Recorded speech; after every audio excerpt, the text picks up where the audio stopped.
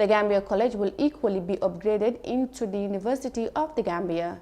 Amindo has the rest of that in this report. Many countries in Africa have placed education at the center of their social and economic development strategies. In the Gambia, it remains one of the most critical issues in the development of the country. Although the country has many tertiary institutions, but it has only one university that offers degree programs. President Barrow cites the need for his government towards having more universities in the country. The Ministry of Higher Education, Research, Science and Technology is pursuing its transformation agenda with vigor. In this regard, the transformation of the Gambia Technical Training Institute, GTTI, into a University of Applied Science and Technology, USET, the upgrading of the Management Development Institute, MDI, into a degree awarding institute, and the integration of Gambia College into the University of the Gambia, UTG, are in progress.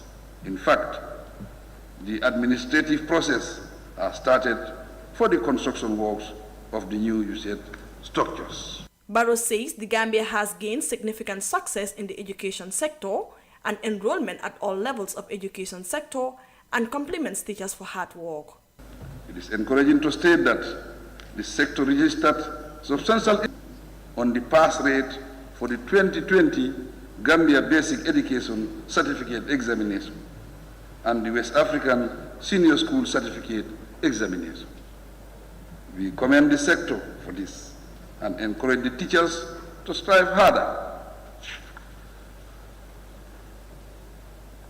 to motivate its personnel and reward performance. During the year, the sector created new positions in various cadres and effected mass promotions based on merit. The president says his government's partnership with international organizations towards improving the educational system and access to quality education has good outcomes. Through the Ministry of Basic and Secondary Education, my government is partnering positively with the World Bank, MRC Holland, and other philanthropists to improve access to quality education. Through such partnerships, 2,173 new classrooms have been completed within these 4 years, and the plan is to complete 134 more by end December 2021. From 2017 to date, the sector renovated 1,389 additional classrooms and built 2,505 toilets across the country.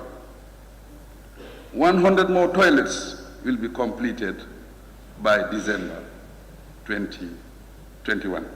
Barrow also expresses delight in the University of the Gambia, graduating its first batch of doctorate students in public administration through the Nigerian Technical Assistance Program, which has now enrolled 2 more cohorts of postgraduate students, one of which is a doctorate degree program in law. Amindao, for iAfrica News.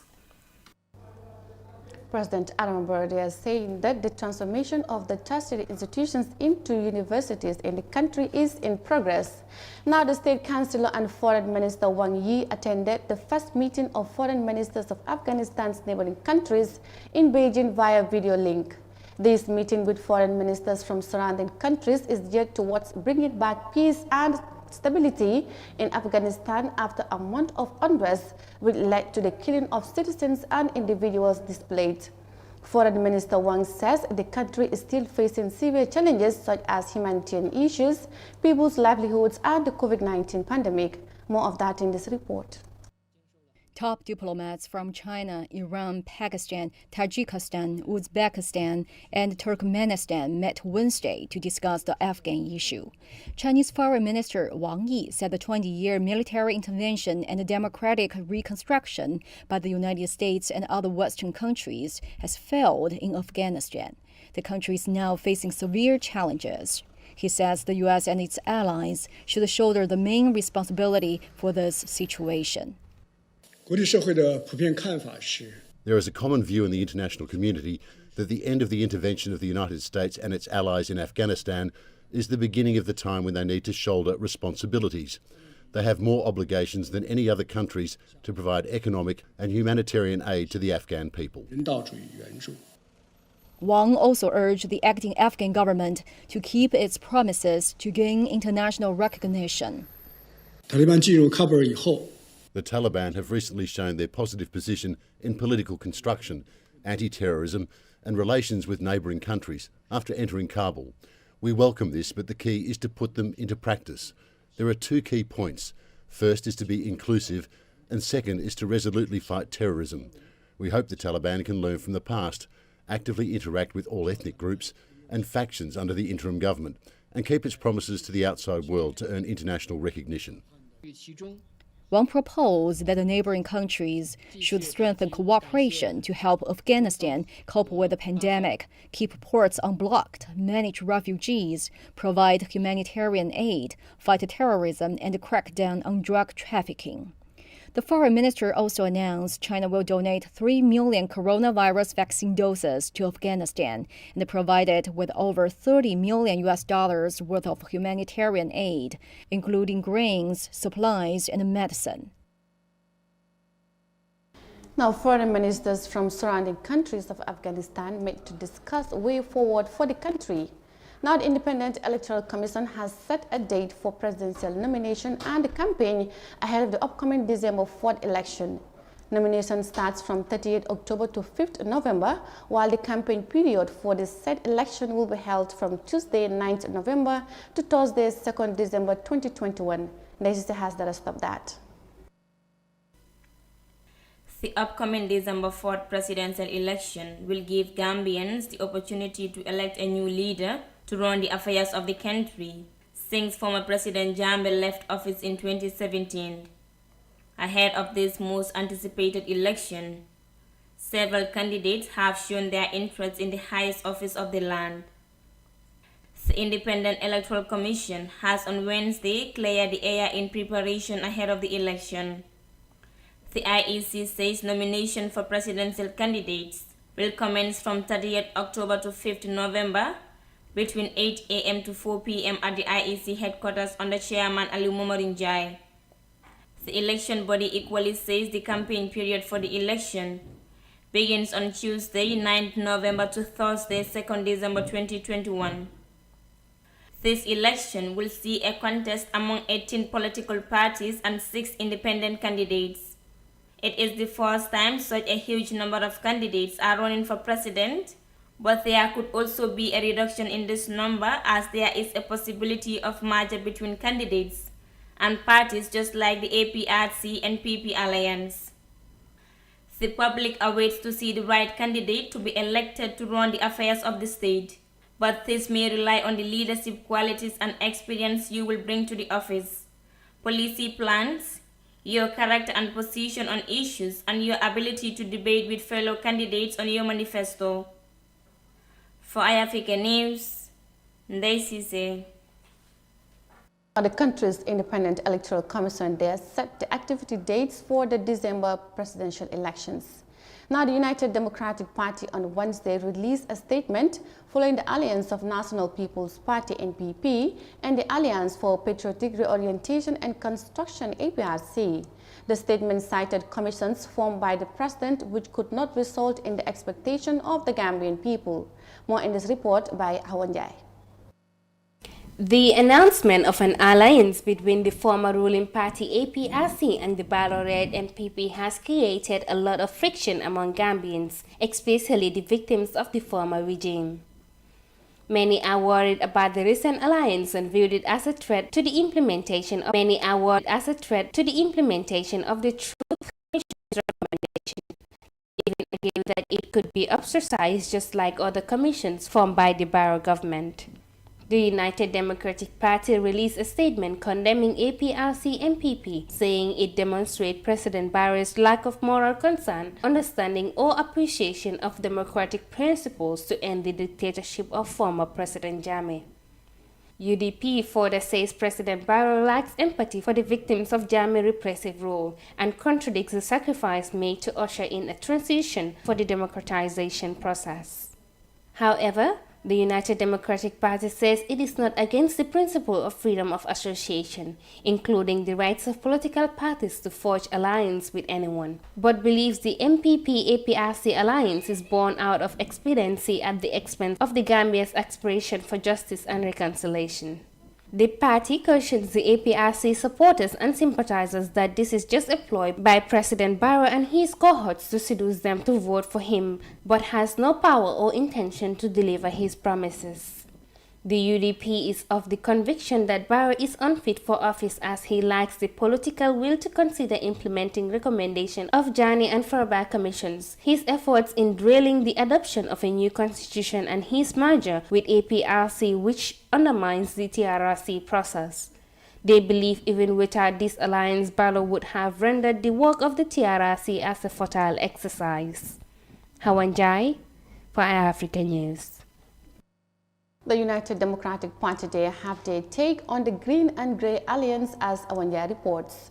Now, the West Africa's biggest economy has witnessed a trade deficit of $14 billion in the first quarter of the year 2021. Nigeria's continual foreign trade deficit continues to pile more pressure on the country's exchange rate as negative trade dampens its current account position and the foreign reserves. Despite moves by the government, it seems efforts have not reflected substantially on Nigeria's international trade numbers. Details in this report. One thing is very clear from the half-year foreign trade report of the National Bureau of Statistics.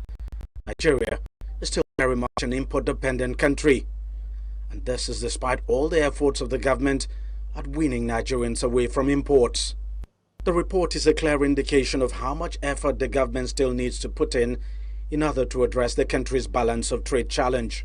In the first half of 2020, we had a trade deficit of 2.25 trillion. In the second half of 2020, we had a trade deficit of 5.12 trillion. And it also continues to demonstrate the fact that the economy is still highly import dependent. We are not exporting enough. We are importing a lot. Nigeria total effort to at least cut down on refined petrol imports.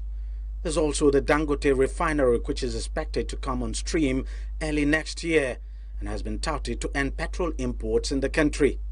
So if you have the refineries fully in place, you see a reduction in the importation of petroleum products, you see a reduction in the importation of fertilizer, you see a reduction in the importation of petrochemical materials, most of which are used by our factories.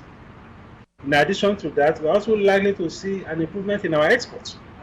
So both on the export side, import substitution side, and the reduction in imports, we're likely to have a significant improvement in our balance of payment position when the Dangote refinery comes on stream and when we're also able to fix our existing refineries.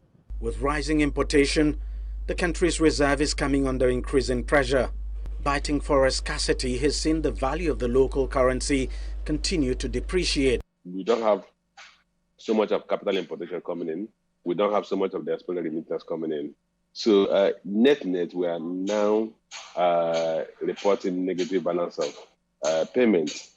And the section, the part of it that should have used to moderate that for us, which the balance of trade is also now negative. It's a tough situation for the country, one the government says it is determined to address. But there's certainly no quick fix to it. Africa's biggest economy did record a $14 billion trade deficit for the first quarter of 2021. Now, the National Assembly member for Jara East has, during the second reading of the Forced Labor Amendment Bill of 2020, said that dignity of labor does not exist in the Gambia. Men and women of substance, in his view, have been wallowing in abject poverty and untold suffering because the system is not cognizant of their plight. Fatmata Kasim takes us through in this report.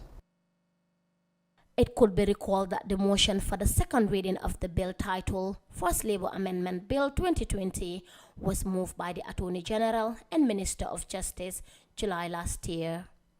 The motion was seconded and the debate on its general merit and principles ensued accordingly.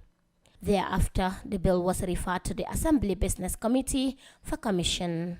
As the lawmaking process continued, Seni Toure made a highlight of underlying lapses in work principles.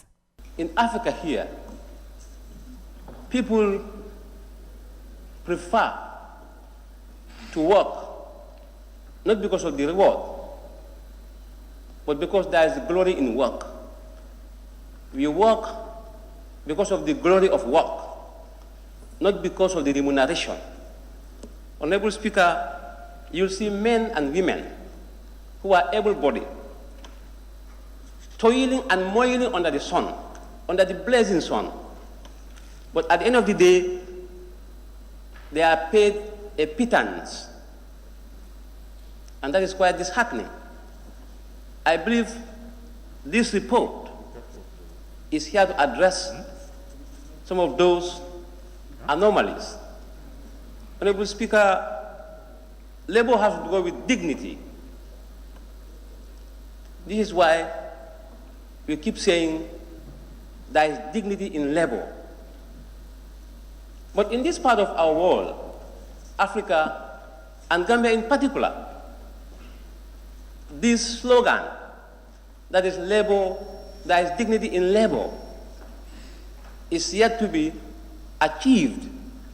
Children on daily basis could be seen hawking on the street, helping their parents in search of basic needs for their families. The National Assembly member for Busumbala, Sekou Bajaju, raised concern on safety of such children in different public places. He urged for the commitment through legislations to protect minors from all forms of abuse. Children we see that are being exploited, and it's in detriment to their safety, not health.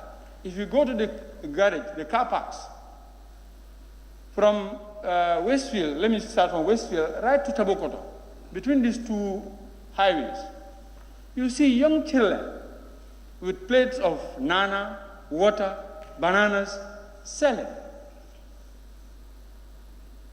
If not health, but their safety. And the impact is going to have on them. Because at that age, if those children are introduced to money, they don't concentrate on their education, they will, one way or the other, will want to get money, if it is not that way. So it can bring anything. I raised the issue here, it's not being catered. So why I want to bring it back again is the presentation of the Minister of Trade, that this doesn't include those ones. But how are we going to clarify or signify the work that those children are doing? Can they be captured, or are they captured in this?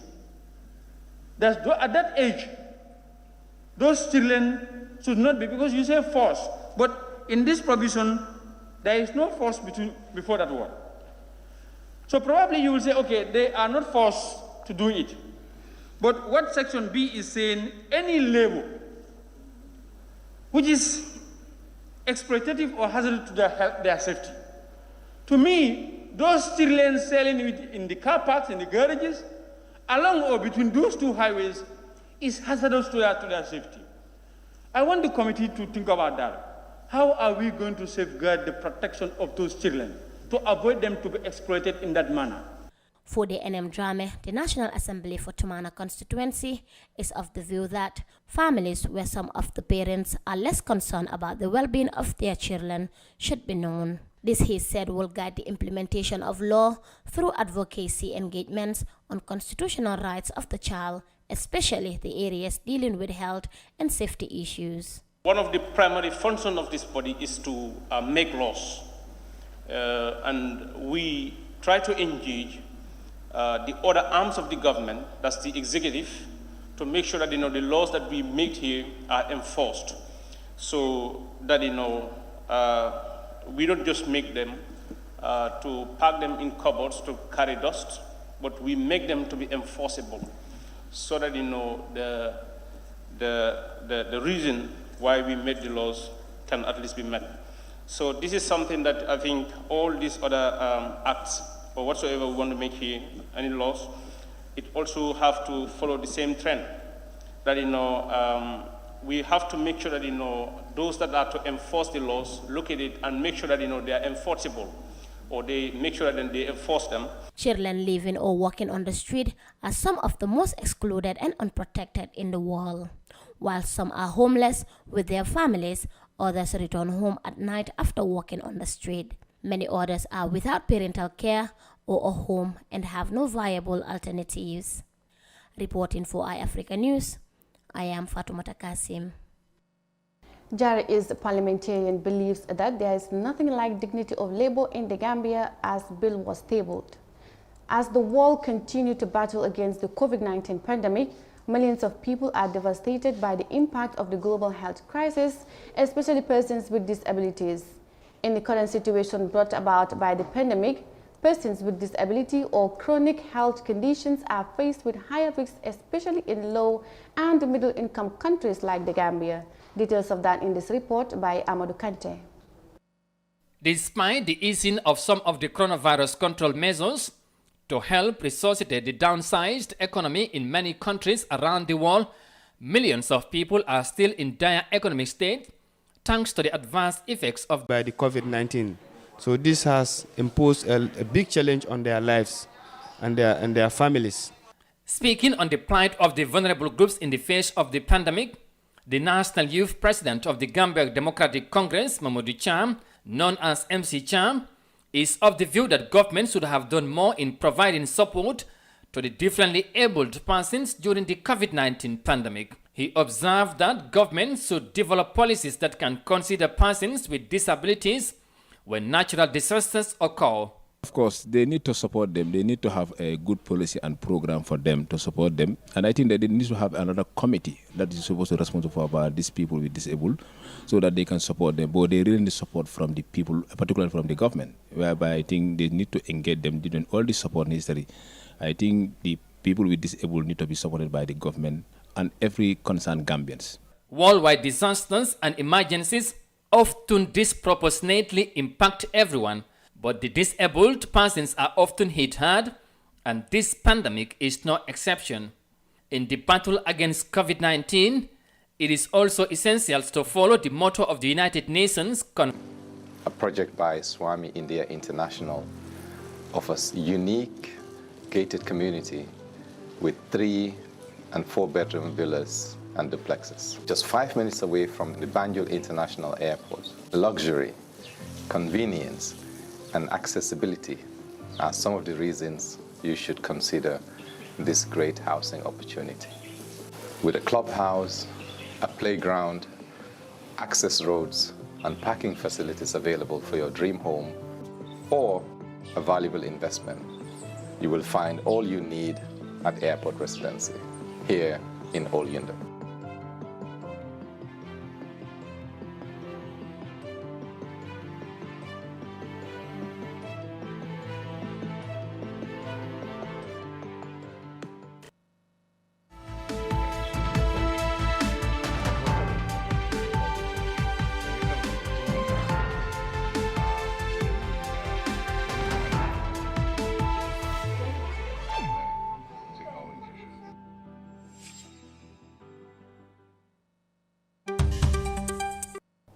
Welcome back from that break. You're still watching the World Today newscast, and now to the rest of our stories.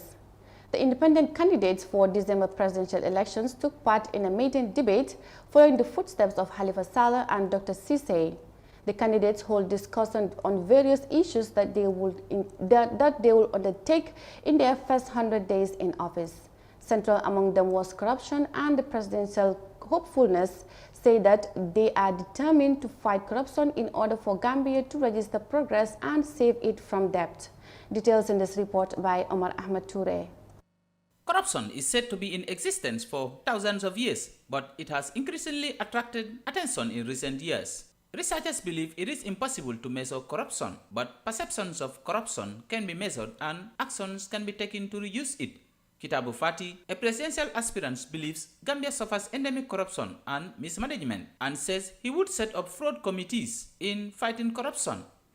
Then the PDP government, if we are elected into office, the first thing we'll do, we'll set up a committee, a fraud committee. Like I said before, corruption is the problem of this nation. And if, like, one thing should change in our government, like the Mandinka said, that is a problem in this country.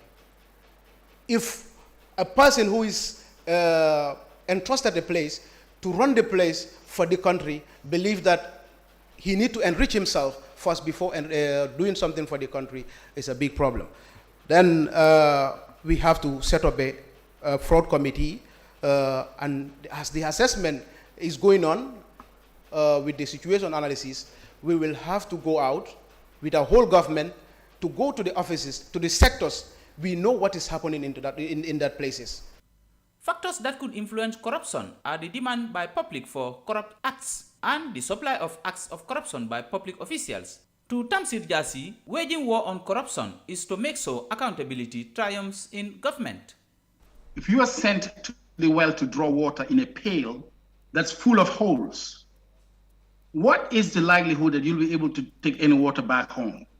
Chances are zero. The water is our resources. The pail is our nation. The holes is corruption. We are losing a lot in corruption. There is no way in the world where when people are left alone and not held accountable, they try to do the best they can. If you understand people, once they are being supervised, once they know they've been looked at, once they know they're being held accountable, they tend to behave better. Accountability is what's lacking in our government. Researchers say the fight against corruption should not be seen independently. Instead, it is the state that should spearhead the crusade. Alaji Mamadi Kurang subscribes to this, saying fighting corruption means cleaning up your system, which has to begin from the top to ensure transparency. Corruption starts with the president. In the Gambia, everything starts with the president. And the president must admit that we are not electing a party. The Constitution gives the mandate not to a party, it gives the mandate to a president. So the ball ends and starts with the president. And people said the first thing you must do to tell us that your hands are clean, declare your assets. That's the beginning. Because if you don't, then there will always be some questions that cannot be answered. How much did you have before you become president? And how much did you have 5 years later? If that question cannot be answered, you cannot eliminate corruption. Babukar Dieng, on the other hand, says attitudinal change, regulations and punishment would be ideal in fighting corruption. When it comes to corruption, I think we have to use a broad approach, because at the end of the day, you're talking about human beings. We have our behaviors and we have our attitudes. And the same people that are involved in corrupt practices, they engage in corrupt practices simply because they have there's nothing that regulates them. I think we should focus on prevention, detection, and we have some form of punishment, if somebody is caught with doing corrupt practices. Recently, the CEO of Kanivi Municipal Council, Senabu Martin Sonko, has been allegedly involved in an illegal transaction of $12 million, and that scandal has not been resolved. Last week, Marajan website revealed an investigation stating that the health ministry has wasted up to $90 million from a procurement transaction of medical items. The Gambia has a score of 37 out of 100 on Transparency International's 2020 Corruption Perception Index, an improvement from 2016 when it scored 26 out of 100. But recently, the American government released a corruption report on Gambia, ranking it amongst the most corrupt countries in the world. Reporting for iAfrica TV, this is Omar Ahmadu Toure. Independent candidates for the upcoming presidential election debated on their first 100 days in office if elected. Now, South Africa has seen a growth of 1.2% of its 21, at 19.3% from the previous year when the economy was locked down. However, the South economy is still 4% smaller than it was before the pandemic, according country's more institute. Transportation, community, and agriculture were the big gainers. Second quarter GDP growth picked up 0.2% from a revised 1% between January and March. So I think the second quarter data was encouraging in the sense that quite a couple of reports some positive growth, which is good. Difficult to forecast given that we had the huge benchmarking and rebasing exercise. The results were just published a while ago. The economy is usually of goods and services. South Africa's economy is up $170 billion, still behind $132 billion. This time around, we had quite a significant contribution to the overall size of the economy. We call that for the average period of 5 years, it is about 9.5% bigger, but for the last year, 2020, 11.3% bigger. So the size of the economy is bigger. However, the growth rate from year to year did not differ a lot. So the trend as to what we experience in activity has not changed. South Africa's growth is still coming off a low base after a massive contraction due to COVID and the subsequent lockdown restrictions. The growth is also not enough to stem rising employment. It was a problem before COVID. Fortunately, the second region, which contains things like manufacturing, that sector is under, it actually contracted in the second quarter. That's the sector where we need economic growth, because that is the sector where we can potentially reduce unemployment as well. The impact of the recent rioting and looting that caused enormous damage to business and property is likely to dent this current momentum. We also know that commodity prices have been related to the first half of the year. That was, one of the key drivers of quite a stellar performance in the mining sector, and that's also likely to soften going into the second half of the year. We know that medical experts are also suggesting that we may get a fourth wave of COVID-19 infections come November this year. It may lead government to increase the restrictions on economic. Most quarters are celebrating these numbers, but many economists are urging to do more about structural reforms in order to boost growth and create employment opportunities. South Africa recorded an increase in its economy for the second quarter of 2021. Now, the Gambia continues to record more cases of the virus. What is called the second wave coming of the virus in March 2020. Numerous COVID-19 measures have been put in virus as the country witnessed officials attributed to people's negligence of the measures. Details report. The country was and elaborated the first case of the pandemic in March of last year. Gradually, theories started evolving on the virus, leading to some not believing in the existence of the virus. There is an exception to this measure, as some people still believe that there is nothing like COVID-19 in the country. The Red Cross Society, being frontliners in the pandemic, attributes the surge in cases of the virus to the place. The rise in COVID-19 cases in this country as a result of people not adhering to the measures set aside. There are preventive measures set aside to fight against COVID-19, but people are not adhering to it.